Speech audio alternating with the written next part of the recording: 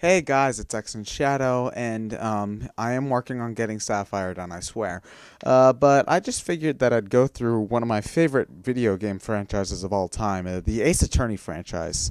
In case you are unfamiliar, the series started off as a Japan-only series on the Game Boy Advance known as Gaiketen Saiban.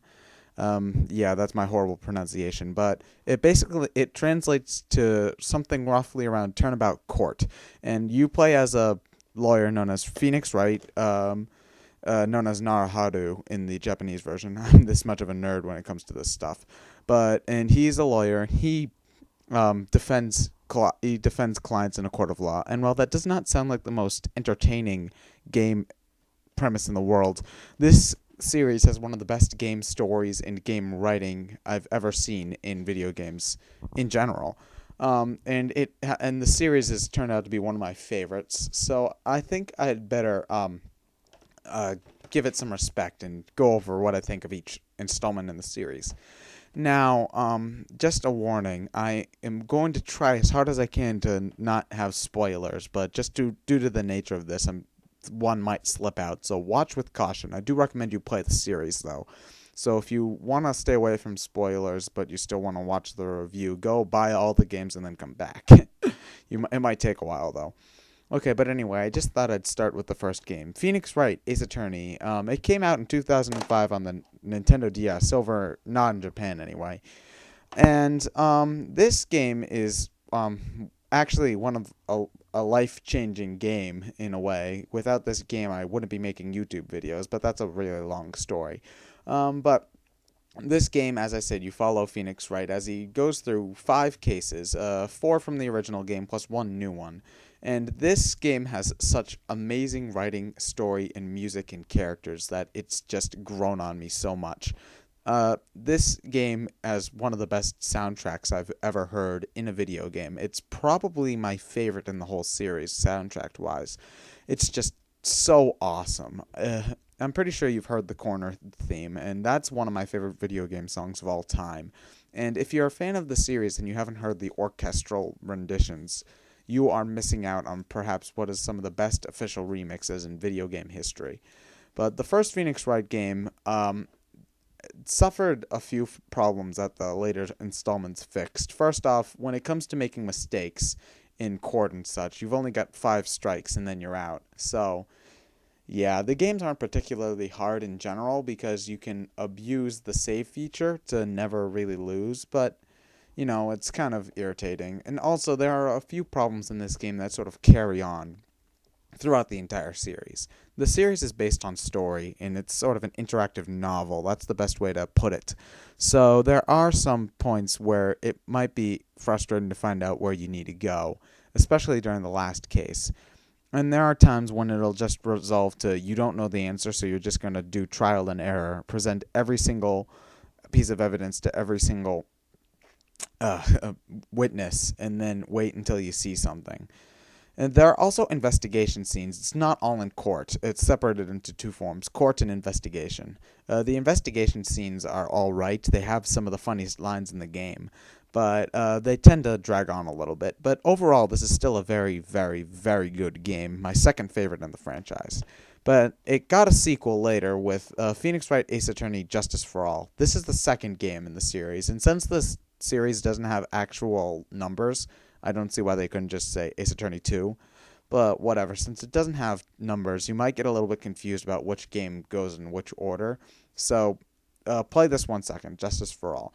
This game is set after the events of the first game, and I can't really tell what's different about this game except for story-wise, but I will say that this game is probably the weakest in the original trilogy when it comes to story. However, it still has a pretty good story, and the last case in this game is one of the best in the entire series. It's probably my second or third favorite case.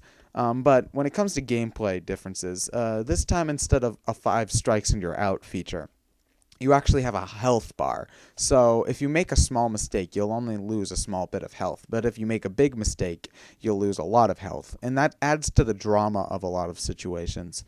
So it's more realistic, quote unquote. The court system in this game is far from realistic. but it makes more sense, and it definitely works better. But however, something they did add into this game is the psych lock system.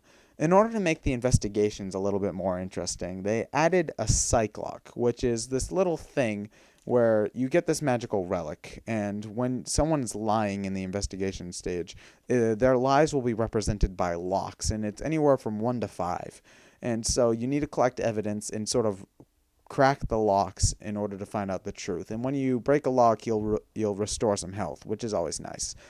Some people like these, some people don't. It's really a mixed bag. I never honestly minded them.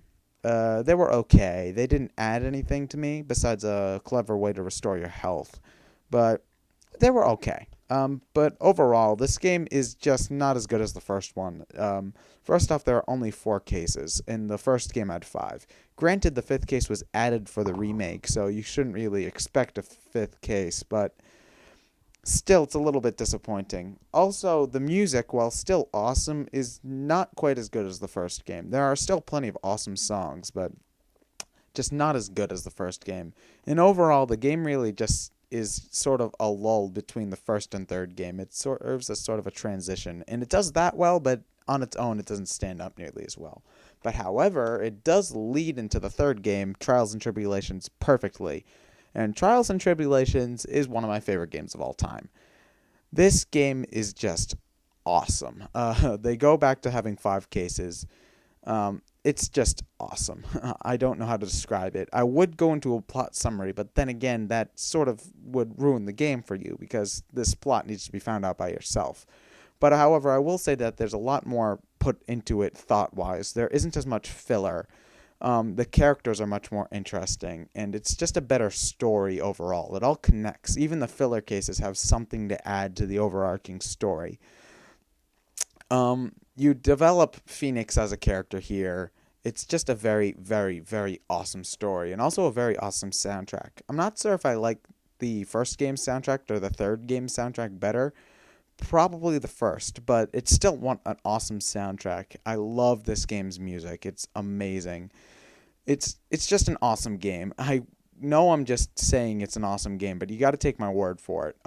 Obviously, if you don't like adventure games or story-based games, this isn't the game for you. But if you're interested in great story and great writing, Ace Attorney's Trials and Tribulations is one of the best examples. Of course, I don't recommend just playing this game. Play the first 2 games first, or you're missing out on a lot of the backstory. But it's the pinnacle of Ace Attorney perfection. It is amazing. And so, with one of my favorite games of all time, there came a follow-up. Ace Attorney Apollo Justice. This game takes place 7 years after the events of Trials and Tribulations. And honestly, I found this game to be really, really, really, really disappointing. It's not bad, mind you, but it's not nearly as good as even Justice for All, which is definitely the worst out of the first 3 games. In this game, you don't play as Phoenix anymore, but you play as a new attorney called Apollo Justice. This I did not mind. After 3 games, you'll get a little bit stale and bored of Phoenix, even though he's a really great character. However, the problem I had with Apollo as a character was that he acts pretty much like Phoenix, but only as a pussy. Apollo is a wimp, okay? He's sort of like Raiden to Phoenix's Snake, or at least Metal Gear Solid 2 Raiden to Phoenix's Snake.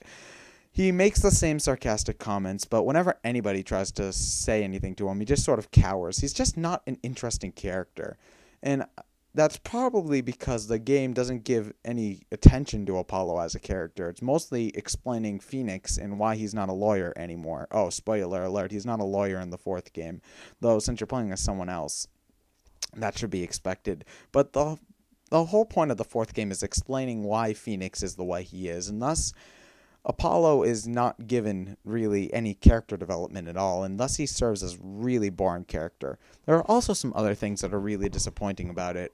First off, the last case in this game is really disappointing. The last case in the first 3 games, even like the real last case of the 4th and 5th cases of the first game are both considered last cases. Both of those are awesome. The last case in Justice for All is awesome. The last case in Trials and Tribulation is mind-blowing. The last case in Apollo Justice is just bleh. The final villain is nowhere near as interesting as you thought it would, and the trial just goes on for too long without you doing anything. It's just boring, honestly. And also, the game looks a lot sharper, the sprites are a lot cleaner, but the music is, I'd say it's about not even as good as Justice for All, which has the weakest soundtrack out of the first 3 games. The problem is that while there are some really great songs, particularly Clavier's theme, the Cornered theme, both of those are awesome, by the way. Well, it has 2 really great songs and a few other good themes.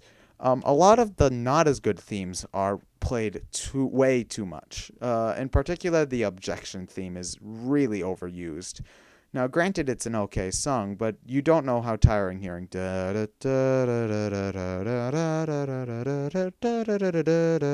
don't know how tiring hearing that is when it's played every 5 seconds. Granted, it's Apollo's theme song, but it's nowhere near as good as you'd think it would be. Yeah, but Apollo Justice is just really disappointing. There are blatant plot holes. I mean, all of the games have plot holes and contradictions, but this game has a ton of plot holes. There are 3 pieces of evidence in particular that, if you've played the game, you know what pieces of evidence I'm talking about. There are pieces of evidence that are introduced but never used. The investigation sequences are... I find that I get lost in these ones a lot easier than I'd get in any of the other ones. It's just nowhere near as good as any of the other games in the series. Is it bad? No, but it's definitely the weakest link in the entire series. And so that leaves us with the last game, Miles Edgeworth, Ace Attorney Investigations. I did a review of the demo of this game, but I never actually got to a review of the actual game itself. I really liked this game. I did not like it as much as Trials and Tribulations, but I'd say it's better than Justice for All. It's still a very, very good game. You play as Miles Edgeworth, the prosecutor from the very first game. And in this game, he sort of investigates crimes, He's not actually prosecuting. You don't actually play the role of the prosecutor in the trials. For those unfamiliar, in the trials, the prosecutor doesn't really do much but combat your points. And honestly, I'm glad that they don't have you play as a prosecutor, because in the context of the Ace Attorney series, it wouldn't end up having you do that much. So you play more as a detective, and so you with Detective Gumshoe, a recurring character in the series, you go and you investigate crimes. This game was pretty good. First off, the music. I loved the music in this game. Very, very nice. Second off, graphically, this is the best game in the series. And also, the investigation sequences in this game are much improved. I mentioned when I was talking about Ace Attorney 1 that the investigation sequences were kind of lame. Not so much that it ruined the game, but they could drag on a little bit. Investigation perfects the investigating part of the games. It makes the investigating actually fun as opposed to a sort of dull amusement as you're waiting to get to the next trial segment. The investigating in this game is actually fun, and that's probably due to a change in perspective. In the first 4 games, and every investigation was done through the character's eyes. In this game, you actually see Edgeworth walking around, and you can move over to things, and that sort of just interactivity makes it a lot more fun. The investigation is a lot better. There are segments similar to the cross-examination segments in the first 4 games, and those are just as fun as you'd always expect them to be. Though, however, I find that the transitions between the 2 modes is a little bit awkward. And also, story-wise, while it's not as bad as Ace Attorney, it has a decent standalone story. Not as good as the previous trilogy, but still pretty good. I liked it. But the problem is that a lot of the new characters don't get a lot of time to develop because they're only in a few cases, and they're not given enough time to develop as characters. A new character prominent new character named Kay Faraday, who becomes one of your assistants in the game. This isn't a spoiler. This is common knowledge. She's only in 2 cases, so out of 5. So she doesn't get enough time to really develop, a lot. And also, the game also loses some track because there's too many cameos. I'm running out of time. I want to end this in 15 minutes. So basically, Ace Attorney Investigations is a very good game. I'd recommend it. Not as it's in between Justice for All and the original. But okay, I'm done. Bye.